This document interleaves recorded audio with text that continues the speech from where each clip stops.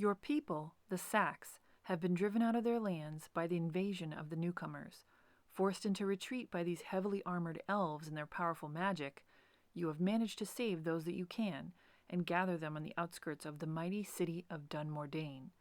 Refused entry to the city by its guards, you have heard of two other ways you may be able to enter: a passage through the weeping caves above the city, or a perilous journey through the great sewer below. You gather together the bravest of your people and the few items you have left to start your journey. Your route will be filled with obstacles and foes, with traps and strange people whose help you may need. From this small beginning, your legend will grow. Are you ready to storm the city and save your people from the invaders? Straight up Robert E. Howard style, Conan or Solomon Kane action adventure.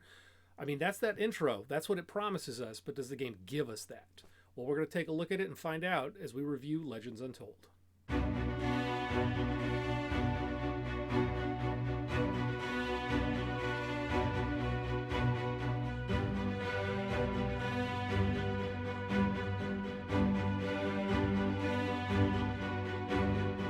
Legends Untold is an RPG board game for one or more players designed by Kevin Young and Hugh Ducker and published in 2019 by Inspiring Games.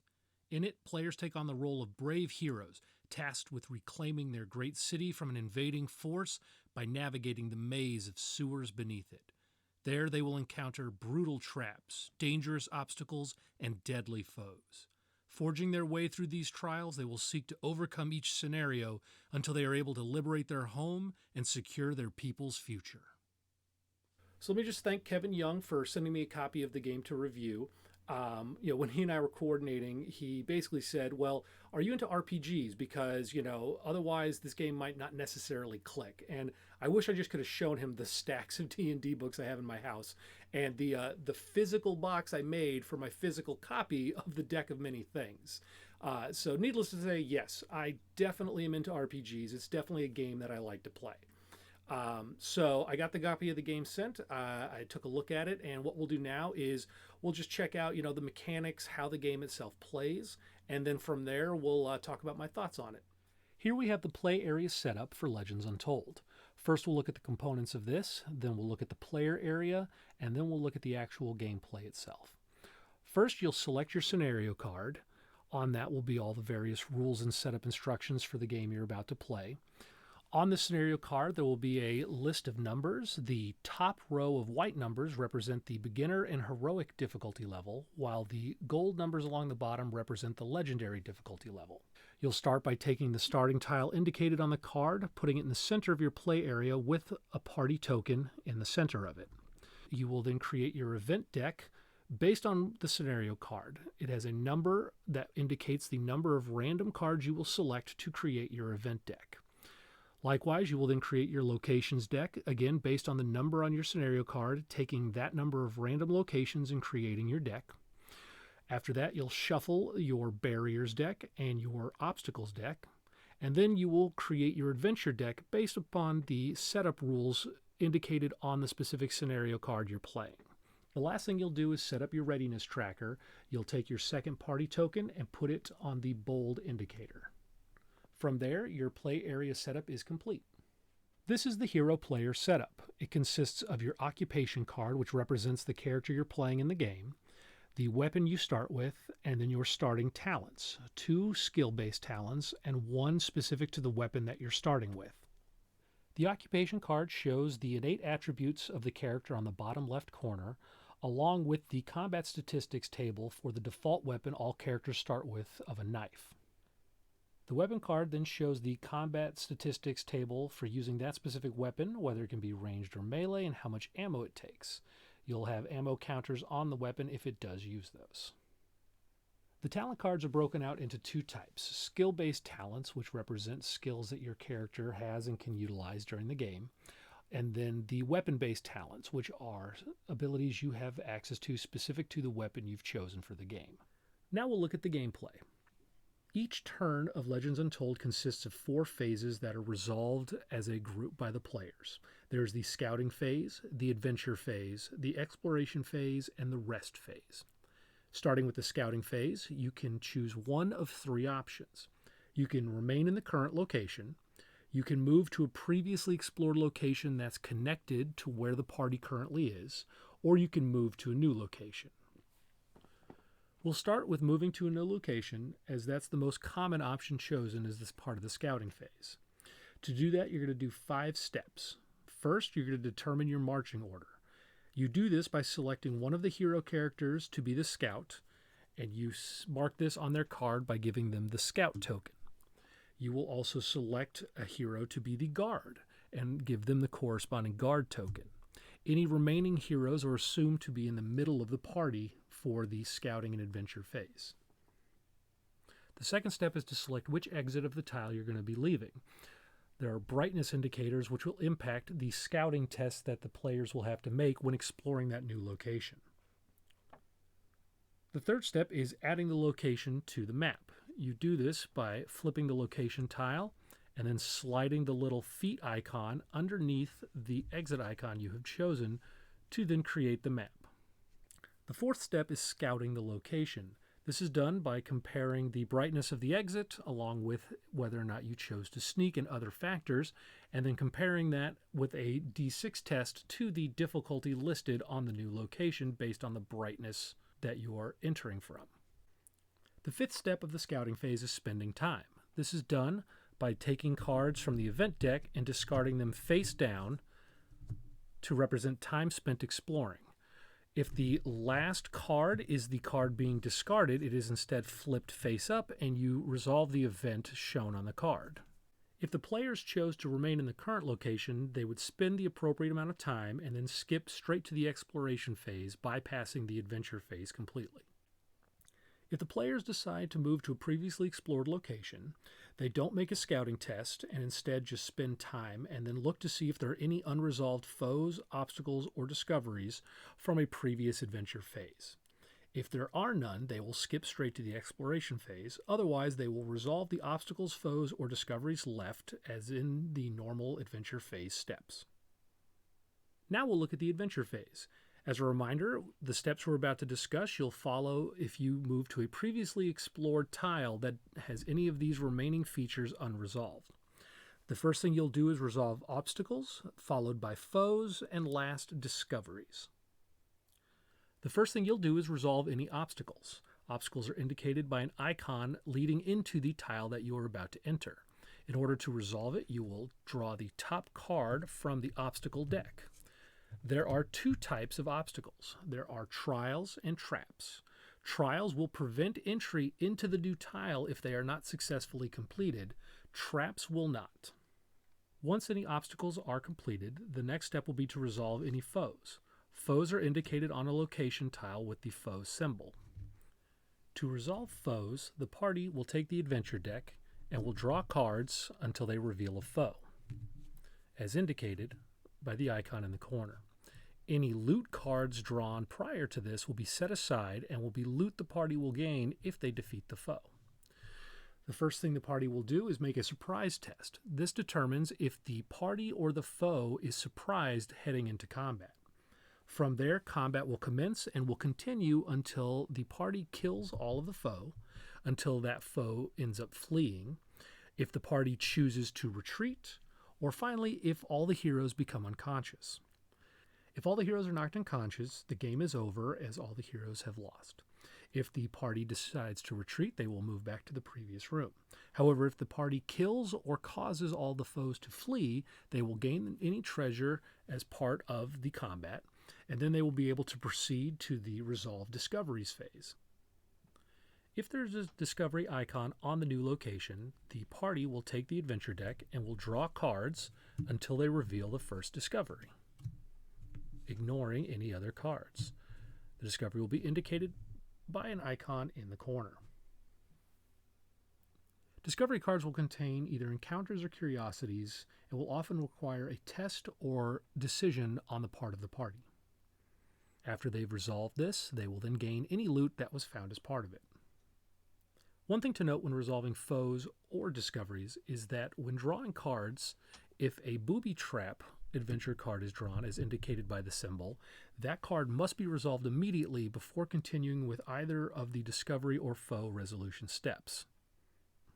Once a party has dealt with any obstacles, foes, discoveries, or any possible booby traps, they will then consider the location as being resolved. They can then place the party token in the middle of that room and continue on to the exploration phase. At the start of the exploration phase, you will take a search zone token and place it on the icon on the board. From there, if there is a barrier indicated, you will take the barrier deck and you will draw the barrier card and put it next to the tile. When resolving the barriers, you'll see environment icons listed on the card. If that icon is not already listed on the card location, you will then add it to indicate that that location has now been affected by the barrier.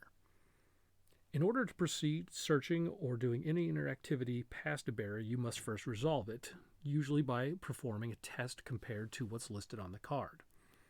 After it's resolved, you will then take the adventure deck and you will draw a card immediately from there as indicated by the adventure icon on the tile. Depending on what card you draw, you will resolve it. If it is a loot card, you will gain it. If it is a booby trap, you will be affected by it as normal.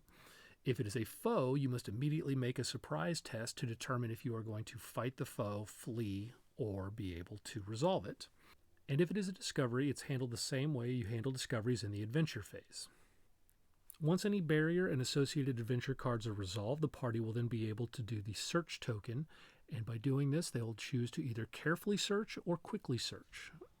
Depending on which they choose will affect the amount of time spent from the event deck. If they quickly search when drawing adventure cards, they will encounter any booby traps found. However, if they chose to carefully search, then they may ignore any booby traps drawn. In either instance, the party will draw adventure cards until they find a loot card that they then get to keep. Once the search is completed, you'll then flip the search token over to indicate that it has been performed on that tile. After the scouting, adventure, and exploration phases is the rest phase. Here, all heroes will restore any exhausted talents that they used during the previous phases, and the party may choose whether or not they'd like to camp in order to heal. Once all 4 phases are completed, a turn is over. A new turn will then begin following the same steps in the same 4 phases, and turns will continue until either the goals of the scenario card are met or until the party has been defeated. Now that we've gone through the turn sequence and looked at the different phases of play, what we'll review is the core mechanic behind Legends Untold, which is making tests. In Legends Untold, pretty much all of the gameplay in the game comes down to making various tests. There are 3 types of tests that you'll end up making. There's basic, table, and staged. A basic test involves a character using an attribute, adding any relevant modifiers to it, and then rolling 3d6 and attempting to hit the target number or better on those dice. So looking at the barrel blockade, there are 3 different options that can be chosen from, and depending on which attribute you choose to use, along with the relevant modifiers you would add to that, you will roll 3d6 and attempt to hit either a 12, a 13, or a 14, depending on which attribute you're using for the test. The next type of test is a table test. These are resolved similar to a basic test in that you will roll 3d6, add your attribute to any relevant modifiers to try to hit a target number. The main difference is that the table test has a table of values where the target number you're hitting depends on how high you roll. Looking at the follower or the worn axe, you can see the weapon information is a table test. Depending on how well you roll, lets you know how successful you are in attacking with that weapon. There are similar table tests in the adventure deck, and depending on how high you roll, a different effect will be triggered based on the card. The final kind of test is a stage test. They function similarly to the basic and table tests in that you roll 3d6, add your attribute and any relevant ability modifiers to that. The main difference is there is a increasing list of difficulties that you try to hit. On the lowest value, you can either stop, or if you succeed, press your luck trying to get higher in the chart, usually for better rewards. However, if you fail, you will have to go down 1 step of success and end the turn of that test. Okay, so things I liked about this game. First of all, the word that jumps out is verisimilitude. Everything about playing this game feels very, I don't want to say realistic, but that's the best I can kind of come up with, in that you've got worn weapons that you can upgrade over the course of the game but you can also have your weapon break on you. And, depending on if you decide to sneak into a new chamber, that'll impact your ability to stealth into that chamber and whether or not the monsters will see you. There's so much about this game that just feels like the level of immersion is amazing. You feel like you're really dungeon crawling through here, and you're making these really interesting decisions on, well, do I attempt to go get this loot or do I continue on in my exploration? Do I double back now that I've become a little stronger and try to attempt to get past this monster that I wasn't able to defeat the first time? It really, for being an RPG, for styling itself as an RPG game, it really delivers on that. You feel like you're these characters and you're accomplishing a lot of these tasks that are, again, very heroic and very epic sounding, and there's enough flavor text in the cards that you don't ever lose track of the fact that you are an adventuring hero trying to save the day.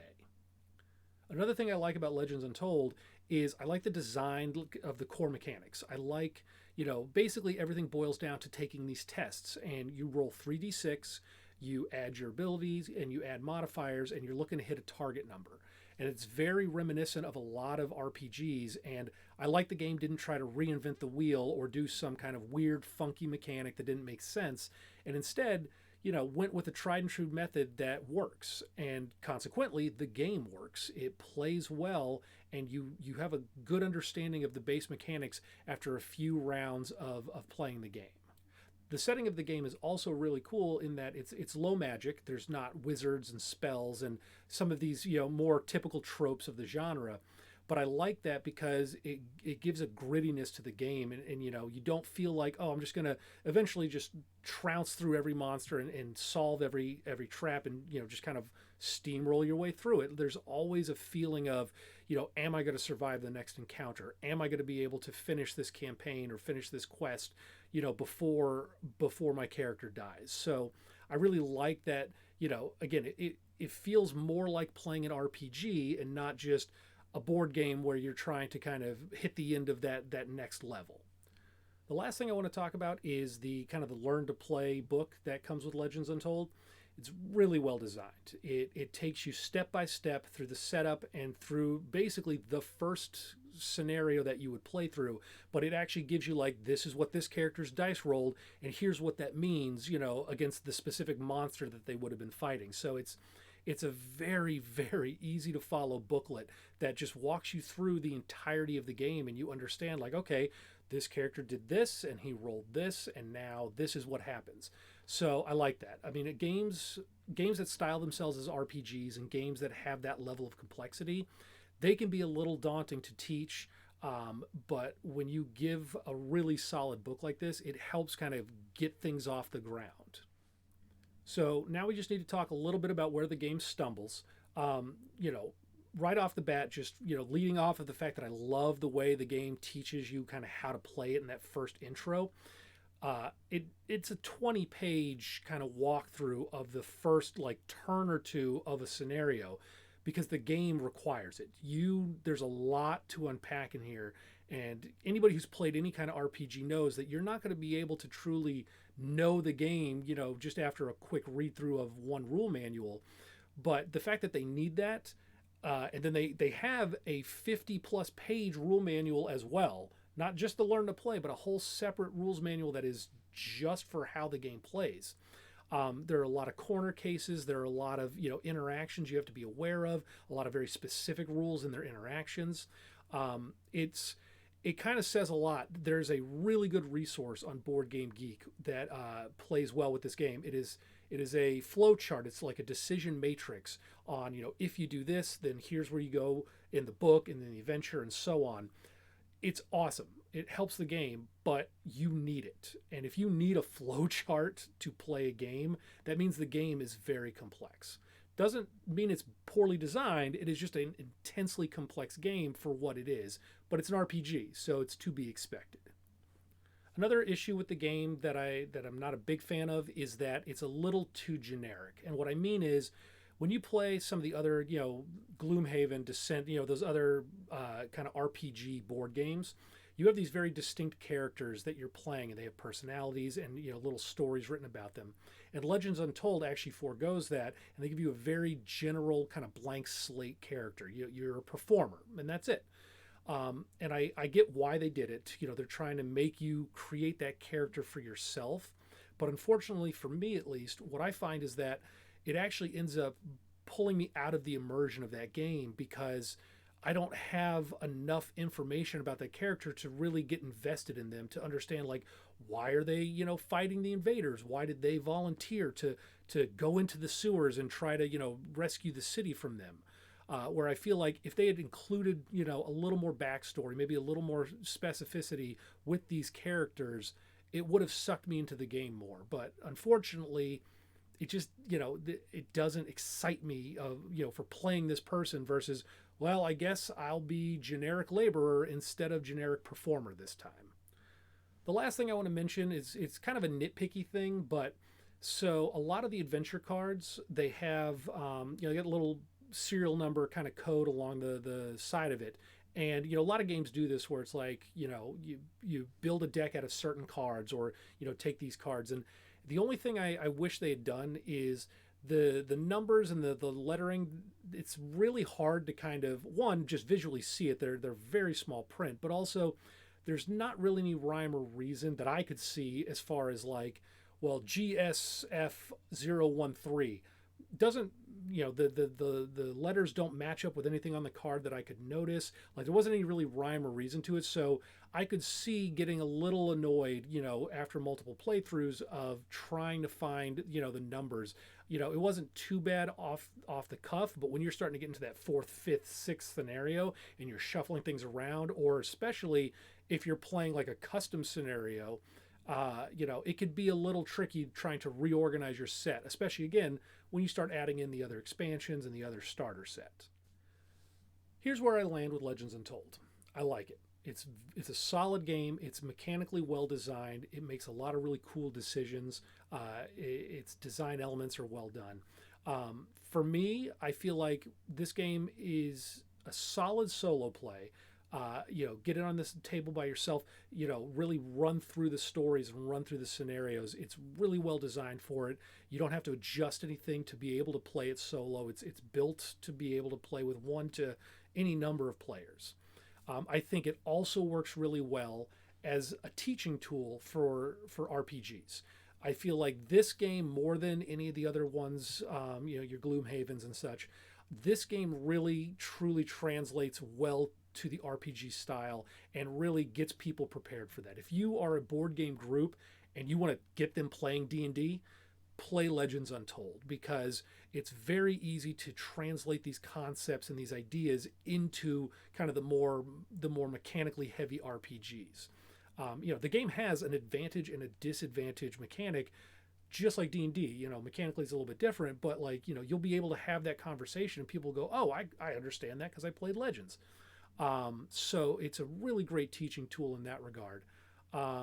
It plays fast, it does. It's an RPG in a box, but you're not going to sink, an 8-hour session into this game like you might do if you were playing D&D. Honestly, the only part of the game, or the only, time I'm not a huge fan, would be playing this with other RPG players, because it's a dungeon crawl, and those are the times where you can find, certain people, certain play styles kind of steamrolling decision making. And, usually that happens in dungeon crawls. So I can see that being a little bit of a concern for me personally when I would play this like in a group of people. And again, it's mechanically heavy enough that I feel like, it's hard to kind of get that in front of a more casual board game group, unless, again, your goal is to kind of transition them into playing RPGs. So yeah, that's where this game is for me. Is I like it. I'd play it solo before I probably played it in a group, if I'm being honest.